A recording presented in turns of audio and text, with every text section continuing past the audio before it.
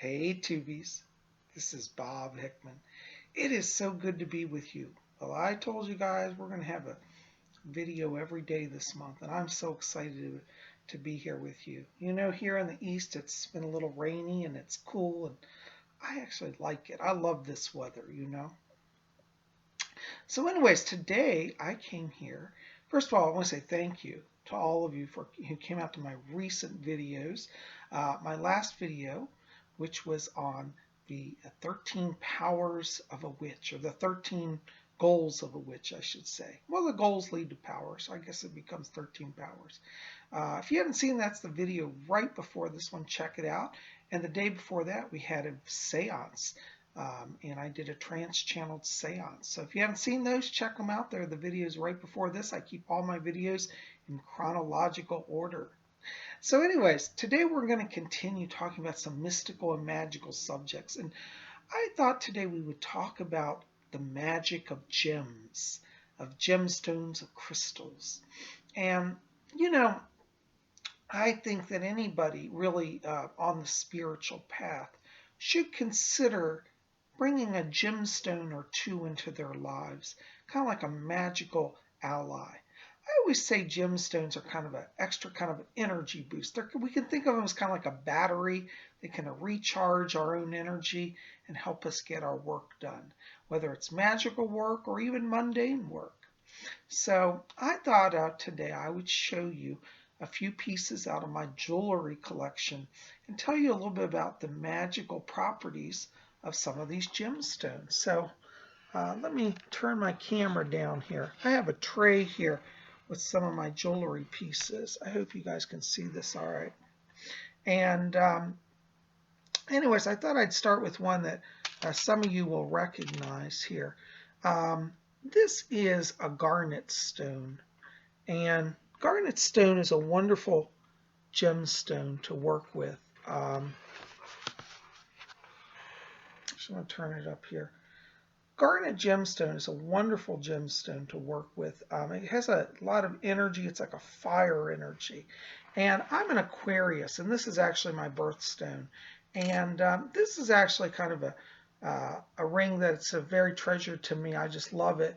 But I also, some of you who've been with me a few years know that I used to wear this ring on different TV shows. And last TV appearance I was on was Larry the Cable Guy, and I wore this ring. And it was interesting because many of you wrote in from all over the country and said, Psyche Bob, was that a ruby or a garnet that you were wearing? And it's funny how people noticed it. But this is a garnet ring, and I love it because it gives me a lot of firepower when I need energy. And I tell you, when you work on TV shows, it takes a lot of energy. So this was a ring I wore to give me kind of firepower to keep going through long days. Anyways, garnet's a wonderful gemstone. You know, gemstones come in all different colors. And so, you know, whether you're working with a red gemstone or a green or a blue or a white, they each have a certain vibration. Here's another garnet that I have. This is a garnet pendant, and it's a little brighter. You can see garnets sometimes are orangish red color, and I love it. This one's set in silver, and this one's set in gold. And, you know, kind of depending on the energy that you want to work with, that may be a factor also in working with your gemstones. You know, if you set something in silver, that's more lunar energy. That'd be more meditative, more internal. Whereas like gold is more kind of outer world energy. So like since I was doing a TV appearance, I wore gold because that's kind of a Hollywood sort of energy. And this is one I wear when I'm doing personal meditation and raising my internal vibration. Wonderful, wonderful set in silver. But you know, you can have gemstones really in any color. Now, one of my favorite colors is aqua. I love the color aqua. And this is one of my gemstones, which is an aquamarine. Now, this is in a rougher state. It's a polished aquamarine. It's hard to get the color here on this camera. But it's a beautiful kind of a pale bluish green color. And this is in a more what we call a raw form. It's tumbled straight out of the ground. It's been run through a tumbler just to smooth off the roughness. But it's basically a raw crystal. This same gemstone can be taken and what they call cut and polished. and they can make a faceted gemstone. This is a same stone, but it's been cut and faceted. This is an aquamarine. So you can see how its properties are, different depending on how it cuts. Once it's cut and polished, it's very clear, like glass-like, and in its raw form, it's usually a little more opaque. But as you smooth it and polish it, it takes on a clarity. Some people may say, well, Psyche Bob, which is more powerful? It honestly, in my experience, it doesn't matter. The crystal carries a vibration, and whether it's in this form or that form, I really think the vibration is the same. But for your own personal experience, you may find that one type of polished stone gives you one effect, or a raw form of the stone gives you a different effect. I think the raw form of stone is really good. Feel stressed out and overwhelmed. This is a wonderful stone, aquamarine, just to ground down. It's very soothing. It's also, I use it as a channeling stone. It helps me to open and to channel. If I'm doing a big public event somewhere, I usually like to wear the flashy gems because that's just kind of is more dramatic and more beautiful. But really, either way, they're both really similar. But you have to work with it. Gemstones are like anything in magic. As you work with it, you get to know it. Now, here's some other gemstones you might be interested in. These are aquamarine and jade bracelets. Now, you can wear your jewelry. A lot of vinyl wears pendants, but these are also bracelets that you can wear, little bangles. They're not expensive. Now, when we talk about working with gemstones, you don't have to spend a fortune to get some beautiful stones. I bought these actually from the Witch's Almanac. The Witch's Almanac is a wonderful old book. I'll put a link below. They sell these gemstone bracelets, and they're like $5. They're wonderful. I love them.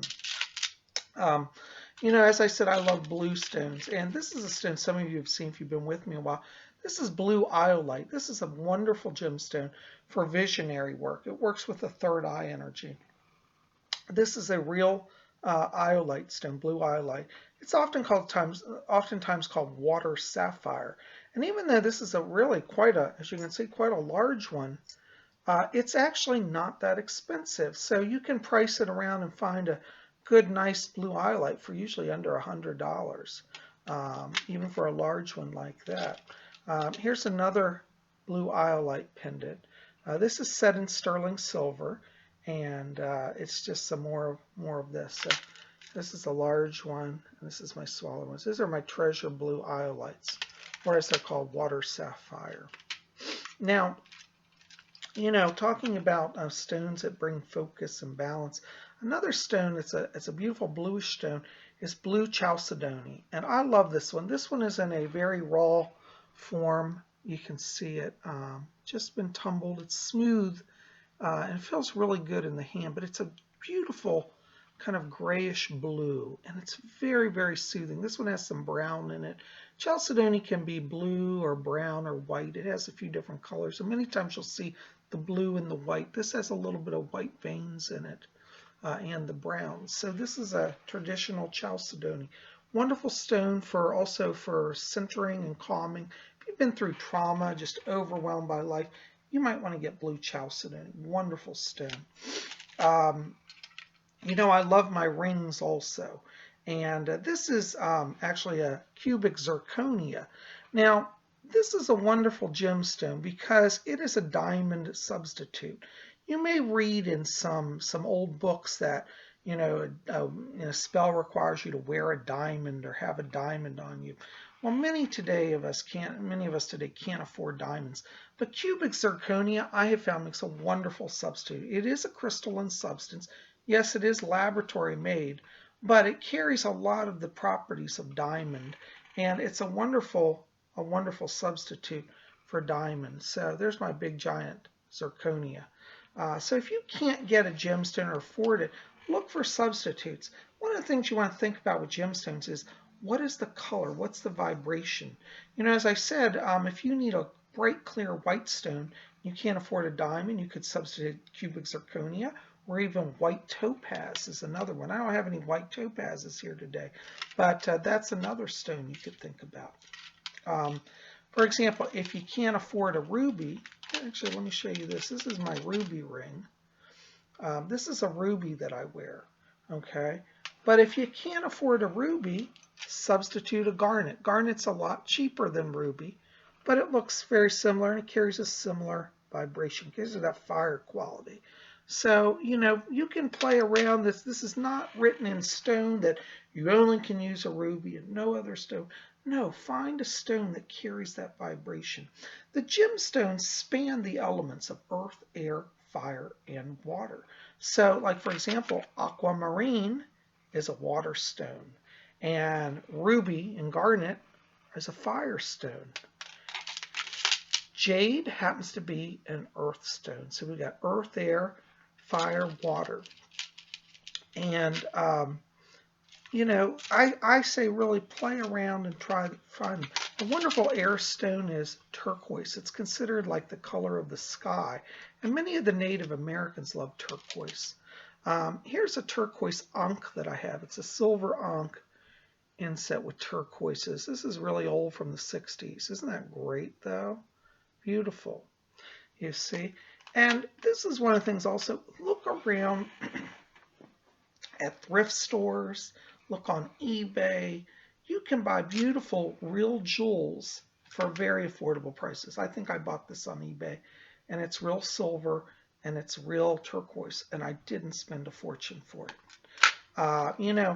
Another stone, if you want to raise vibration, a powerful stone, is amber. And this is an amber. It's actually a green amber. There's different types of amber. I just thought this was exotic. It's a green amber set in a sun, and amber is a sunstone. It brings sun power. See? If you don't know what to wear, you say, Bob, I just don't know, so many choices. Why don't you start with a simple quartz? Quartz crystal. This is one I've had probably close to 20 years now. It's a simple quartz crystal, but it's absolutely lovely. I've been wearing this for years and years, and I just adore it. And quartz is a wonderful all-purpose stone because you can put that on, and what it will do, it will help align your chakras. It will help raise your power. It will help wherever you have an energy deficiency. Quartz will balance that energy. So I particularly recommend if you buy quartz, get it in a pendant form because it's good to place it in the center of your body, and it will help align all of the energies in your body. Wonderful, wonderful thing. Another way you can incorporate a gemstone into your life is get a gemstone cage. You can buy these little pendants. They're literally called gemstone cages, and what they do is they stretch apart, and you can slip a stone in or out of them. And so this one's hard to get out. I put a